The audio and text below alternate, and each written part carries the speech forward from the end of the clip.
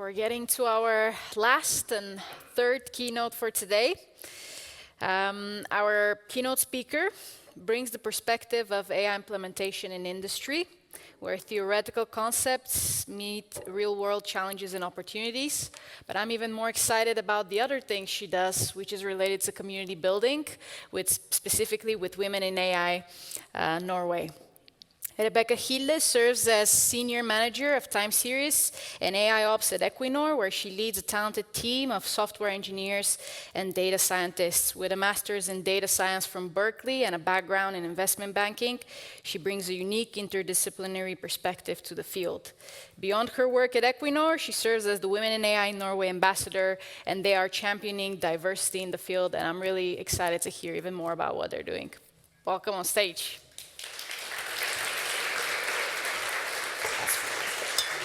Oh, thank you. The kind introduction and excellent presentations to follow, so thank you guys for this space. Who here is familiar with this graph? Okay, just very seldom few.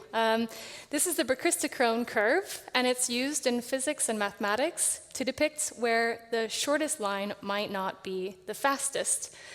And when I was asked to come share kind of my journey into the AI space, this came to mind. As I can say, it's anything but direct.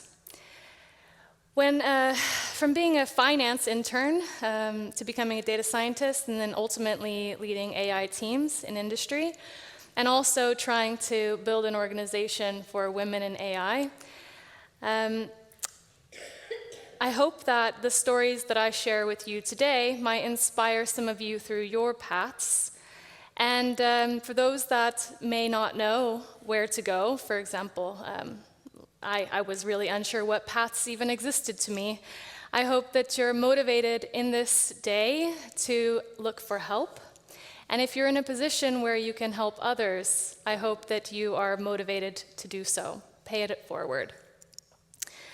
So as I mentioned, I started my career in finance, but I knew quite early that I wanted to be a data scientist.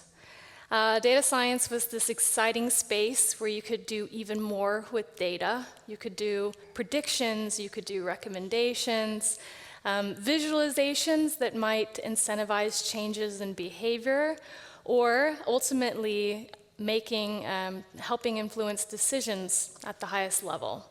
And that's something I really wanted to be involved in. It wasn't until I moved to Norway from the US, if you can tell by my accent, that I took the leap to go back to school. And while I was pursuing my master's at Berkeley during COVID from my apartment in Oslo, there were many nights where I was taking coursework at midnight because of time zone differences. I was learning in one culture and living in another. And to be honest, it was quite daunting doing that on my own. But I remember during this time that I was watching a presentation by an incredible data scientist at Equinor, and I thought, I want to be just like her. And so I, by chance, ran into her in another encounter, had the courage to walk up to her and say, "Hi," introduce myself. "I'm studying for my master's in data science, and would it be possible for us to have a chat sometime?" And she graciously said yes, and sat with me through some pretty silly programming questions, was very patient with me, and was kind of my rock here locally while I was taking an international program. She eventually left Equinor, but our friendship is lasting, and she's actually in the crowd today, so thanks for lifting me up, Margot. That was a surprise. I'm glad you didn't read my script.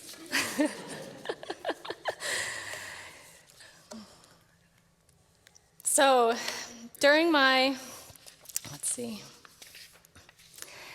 one thing I learned during my master's program is that there's just a plethora of information out there, and AI is a fast-moving space where it's really hard to decipher where you should focus your attention. It's almost impossible to keep up. But something I think we need to recognize by working in this space is that we can't know everything. We need to choose where to focus our attention. Otherwise, we'll be quite overwhelmed. And what we know today might be different tomorrow, so we have to have some curiosity, flexibility, and continuously learn wherever you are in your career path. With all of this knowledge at our fingertips and at the same time information overload, we really have to be particular. So searching for better is a part of Equinor's updated purpose, which it really resonates with me. And what we're searching for better is searching for better ways to collect and provide energy for society.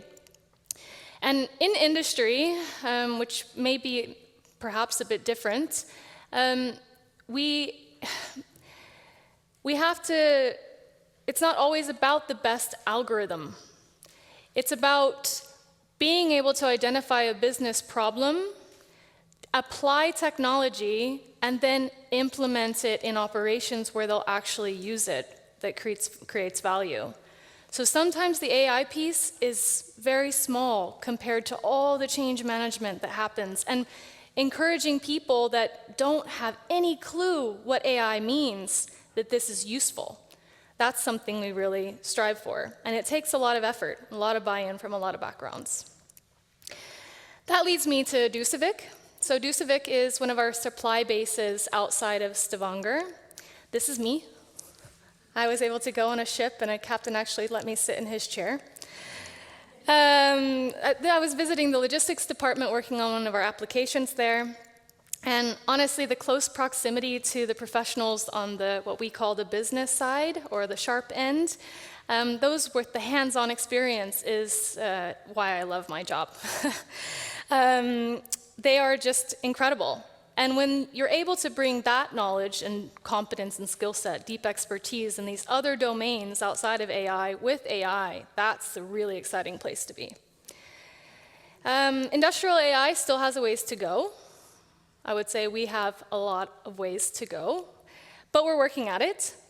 And one of the things is Equinor has a lot of data. And when we don't have the right data, we have the ability to go seek that data. I actually have this girl on my team who's been working on an initiative for a while, and they need some data from a platform.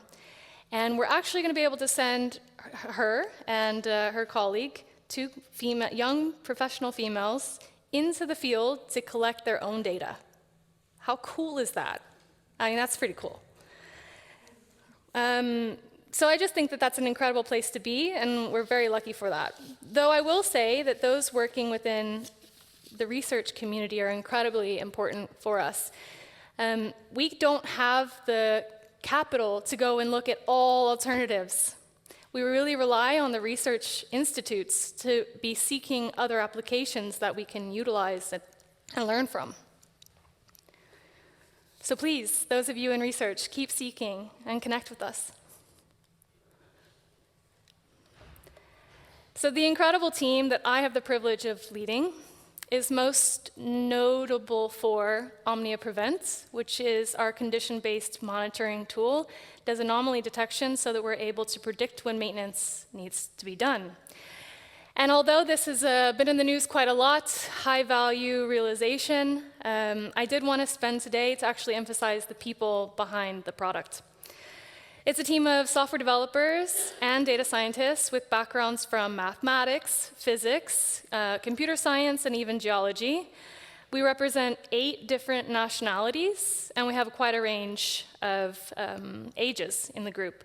But I think the thing that is most special about this group is that we're really able to bring ourselves to work. And what I mean by that is that we joke around as a team sometimes about putting people in boxes. And we have this gut instinct to kind of stereotype and say, okay, that person's like this and that person's like this. But the more time that we spend together, we realize that we can't actually do that. It's too simple.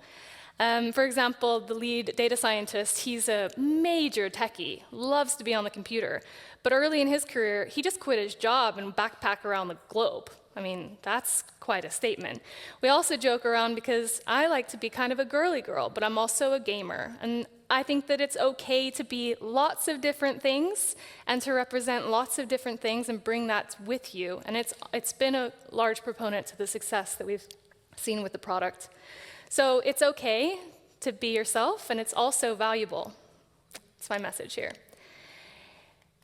So every year, Equinor has a conference called EDC. It's called the Equinor Developer Conference, and before I even ever attended it, I was told that this is the most exciting week to be a developer at Equinor. And what we do is basically we go to Stavanger and we live in a hotel for 5 days. We don't really go outside.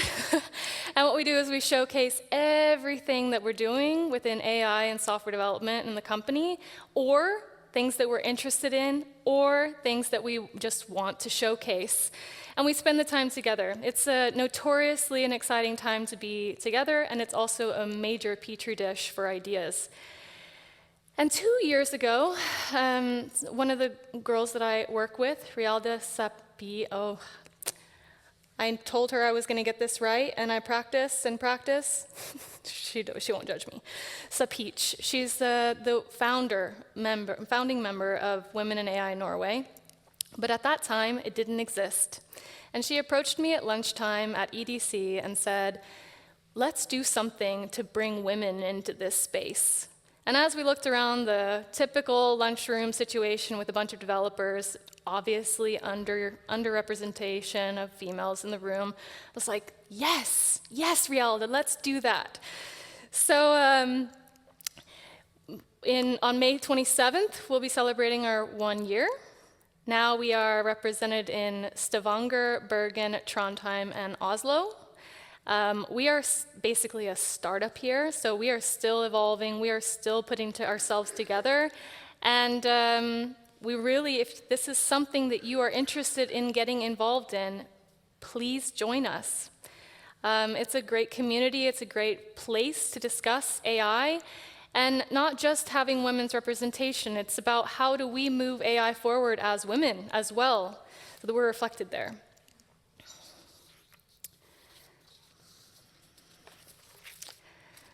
So something that I've picked up recently as a pet project, actually, with Women in AI, is to create a mentorship program.